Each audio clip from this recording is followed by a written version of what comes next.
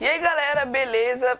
Meu nome é Rafael Santana e sejam bem-vindos a mais um vídeo aqui no canal Minha Vida Muito Louca. E você conhece o misterioso Império Romano? Como esse império se ergueu, como era o dia a dia naquele lugar e como esse império tão grande caiu? Então chega de enrolação e vamos pro vídeo. O Império Romano se ergueu na época 453 a.C. O que o diferenciava de outros impérios era o fator cultural. Lá naquela época, no Império Romano, cada um poderia ter sua cultura, sua religião, como o Brasil é hoje, basicamente. Sabe, em cada região tem sua cultura. E a maioria dos habitantes eram da cultura grega, o que basicamente ajuda a gente a entender por que é tão parecido, como pinturas, esculturas enormes. Se você olhar bem essas imagens aqui, essas duas aqui, você vai perceber que é tudo bem parecido. Roma foi o último império do mundo antigo. Podemos dizer que ela era até uma potência, com um exército grande, muito grande. Pra você ter noção, esse exército conquistou muitas terras, que eram consideradas, indomáveis, como o Império Egípcio, o Grego e o Mesopotâmico e vários outros por aí. Com quase 1 milhão de habitantes, o pessoal, ia pra lá com culturas, que era uma das principais características de Roma. Ele era muito rico em culturas, uma coisa que vai ser bem importante pro desenrolar do vídeo. Roma era considerado tão grandioso naquela época que ela era comparada como ela era o exemplo, o país exemplar, como os Estados Unidos é hoje. Os romanos explicavam a origem de sua cidade através do mito de Rômulo e Remo. E o mito diz que 2 gêmeos foram deixados por sua mãe no rio Tíbia, na Itália, e foram encontrados por uma loba que os amamentou. Dá até pra acreditar o que inspirou a bandeira, que é essa aqui. Depois de um tempo que eles já eram crianças, eles foram resgatados por um casal de pastores, que os criou até adultos. Depois de adultos, eles foram até sua cidade natal, Alba. Sim, Alba.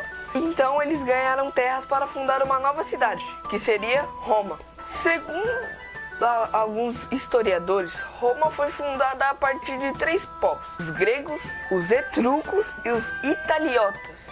Eles fizeram ali a economia basicamente baseada em agricultura e coisas do tipo. O povo naquela época era basicamente formado pelos patrícios, que eram pessoas que trabalhavam, mas não eram dono de sua própria empresa, não eram comerciantes. E também tinham seu próprio terreno. Os patrícios eram mais os nobres, o pessoal que estava acima da linha da pobreza. E os plebeus, a maioria deles eram comerciantes. Eles também tinham seu terreno, mas não era nada comparado ao dos patrícios. O sistema político naquela época era a monarquia. A monarquia é basicamente a cidade que tem um rei. A religião naquela época era basicamente a mesma da grega. Era o politeísmo. Era basicamente a mesma coisa da mitologia grega, só que os deuses tinham nomes diferentes. Dá pra ver que é bem inspirada por causa das pinturas e dos pilares enormes, dessas coisas, que nem esses dois aqui. É igual. Tá praticamente igual. Então dá pra perceber aí que os dois eram muito influenciados um pelo outro. A vida no Império Romano, na Roma, era bem parecido com o que era hoje. Tinha umas coisas principais que são bem parecidas com o que era hoje. Vamos supor qual é a desigualdade social, onde os mais ricos vivem melhor, têm mais benefícios. Por exemplo, no café da manhã ou no almoço, as pessoas que estavam na linha da pobreza, na linha cravada, só era pobre, não passava fome nem nada, tinha que comer, mas não era algo bobo. Eles comiam pão. Já os que tinham um pouco mais de condição comiam pão com azeitona, com queijo e às vezes com vinho. Já os pobres mesmo, que estão abaixo da linha da pobreza, comiam mingau e sobras. Já os ricos faziam grandes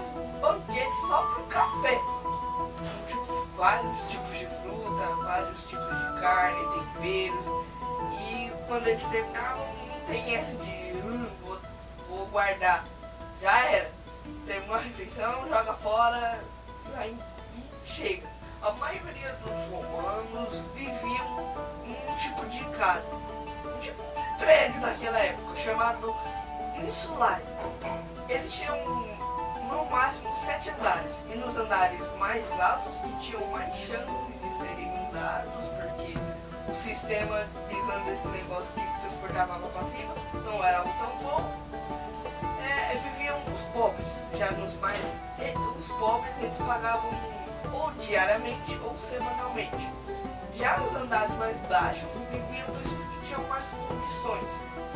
Eles pagavam manualmente, o que era o diferencial era o dia do pagamento. Essas pessoas que tinham mais condição pagavam anualmente. Vou botar essa parte no vídeo. Eu vou botar essa parte no vídeo. Eu esqueci de pôr a lapela. Pegou tudo o áudio ruim. Naquela época, a segunda coisa que era bem parecida com o que tem hoje era a desigualdade de gênero. Por exemplo, os casamentos daquela época eram arranjados. Quando, que era essencial se casar, eram nos primeiros anos da adolescência, entre 13 e 14 anos, em que ter um acordo entre as duas famílias. Eles tinham que ter mais ou menos a mesma classe social e tinham que ver se estava tudo de acordo mesmo.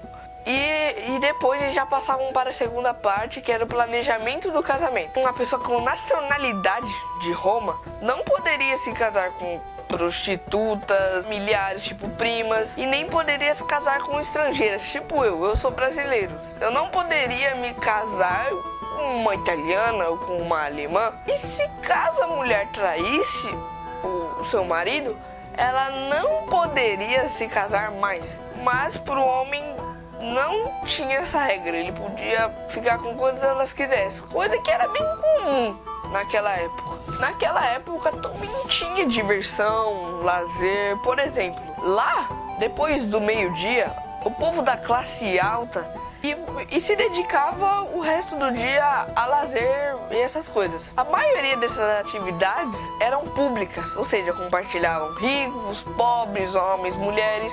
Essas atividades eram lutas de gladiadores, corridas, teatros. Já as crianças gostavam mais de ler ao ar livre. Os meninos jogavam jogos de guerras e as meninas tabuleiro. A educação também dependia muito do seu gênero e da sua classe social. Por exemplo, se você fosse um menino naquela época, você tinha direito de aprender coisas como é hoje. Mas já se você fosse uma menina naquela época, você tinha o direito de apenas ler e escrever. O que não adiantou muito, porque hoje a mulher é considerada mais inteligente que o homem. E a mãe só podia ensinar seus filhos até os 7 anos. Depois, eles já poderiam ir para a escola e ter direito a um professor. As famílias ricas tinham professores ou poderiam enviar seus filhos à escola. A educação dos meninos também incluía um treinamento físico para que futuramente eles poderiam ser militares. Quando isso era concluído, tinha toda uma cerimônia que comemorava a transição de criança para adulto. Isso não era fez 18, pronto, já é adulto. Era algo que dependia do seu pai. Ele ia observar sua capacidade física e mental. E só assim você era considerado um adulto. Essa coisa ocorria entre os 14 e 17 anos. Basicamente, eu já seria um adulto, se meu pai aprovasse, claro. Galera, como a gente já tá quase no fim, mano, e a queda do Império Romano é algo muito complicado, eu vou ter que dar uma lida aqui no roteiro. Calma que vai estar aparecendo umas imagens aí. O que marcou a queda do Império Romano foi que a crise que se iniciou a partir do século II e III. Essa crise começou graças a alguns golpes e assassinatos que aconteceram com seus antigos imperadores. Outro motivo era que nessa época Roma tinha muita corrupção. Matou de vez a queda do império, que bem que finalizou, o que começou o fim. O fim da expansão de território afetou muito a economia de Roma, a manutenção do território e a Roma era uma coisa gigante. e não podia expandir mais porque já estava ficando difícil fazer a manutenção daquele território. Basicamente é isso, né? Então o gigante de Roma afetou gravemente o sistema escravista. Basicamente é assim, por causa da manutenção de vários escravos foram morrendo. Mas vocês estão se perguntando por que eles não usaram os filhos dos escravos? Tem uma coisa que eu não contei. Se você nasce em Roma, você acaba se tornando um cidadão romano. Não era que nem tipo o Egito, que tipo, você nascia escravo e morria escravo se seu pai era escravo também. Era completamente diferente, você ganhava nacionalidade daquele lugar. Não importa se seu pai era um escravo, se você nasceu lá já era, você é dali. E a maioria dos escravos eram guerreiros que eram capturados na expansão de território, nas batalhas de expansão de território. Com o término da expansão de território, os escravos também acabaram, porque não tinha com quem batalhar. E não só acabou só a manutenção de Roma, acabou a produção agrícola inteirinha. Parou com a produção de vários outros alimentos, como carne, dessas coisas. E com a queda agrícola de alimentos, gerou a fome, e a fome gerou a revolta. Vários protestos contra o governo daquela época e em várias regiões de Roma. Queda econômica de Roma gerou também o enfraquecimento do exército que estava nas fronteiras. Várias outras regiões já ameaçavam Roma de invasão, mas com o enfraquecimento do exército de Roma, o negócio saiu completamente do controle e várias outras regiões começaram a invadir loucamente e foi enfraquecendo, mas calma que ainda tem mais. Tem muita história. Continua no vídeo que eu ainda vou contar a queda, o golpe final. Entre todas essas regiões que queriam atacar Roma, o Império Romano, estava o Império Germânico. E, mano, eles já eram tretados há muito tempo. E essa treta aumentou cada vez mais quando eles trouxeram uma nova religião. Chegamos agora na última parte do vídeo, que é a invasão. Eu vou dar uma lida aqui, porque tá muito difícil de decorar. Bora lá. Graças ao resfriamento climático, os germânicos precisavam de novas terras para sobreviver. Por esse motivo, várias partes do Império Romano já tinham sido invadidas desde o século III. O outro motivo da imigração dos germânicos era a chegada dos hunos. Os hunos eram povos agressivos, eram povos muito agressivos, sem piedade nenhuma, tipo o Kratos do God of War, tipo, já era, encontrou com ele, pede pra ver, implora, porque já era, vai morrer ali mesmo. Então vários deles decidiram fugir para Roma, lá por cerca de 410 depois de Cristo. As cidades romenas já tinham sido saqueadas e os cidadãos de Roma, ao perceberem o enfraquecimento do exército, ao perceberem que ia tombar, se instalaram em novas terras. E outros criaram novas terras, novos reinos. Grande parte deles foram absorvidos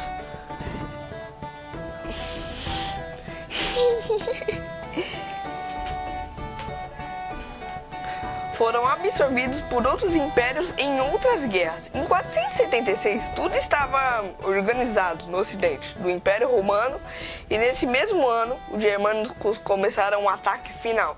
E foi assim mesmo que o Império Romano caiu, em uma guerra completamente estrondosa. E claro que como eles estavam com o exército enfraquecido, o povo germânico conseguiu ganhar facilmente. E Roma caiu. E foi assim que surgiram novas terras, que antes eram terras romanas. Os germânicos organizaram um ataque final, o ataque que ia acabar com tudo. E com o exército do Império Romano já enfraquecido, foi fácil para o Império Germânico acabar de vez com aquilo ali. E foi assim que foi a queda do Império Romano. Fim. E aí galera, gostou do vídeo? Gente, esse vídeo aqui deu muito trabalho para fazer, eu tive que estudar muito. É uma coisa que eu aconselho vocês também a fazerem, a pesquisarem, a buscarem conhecimento sobre outros assuntos, sobre o que eu não falei aqui, que tipo podem estar em vários outros blogs e sites no Google e essas coisas.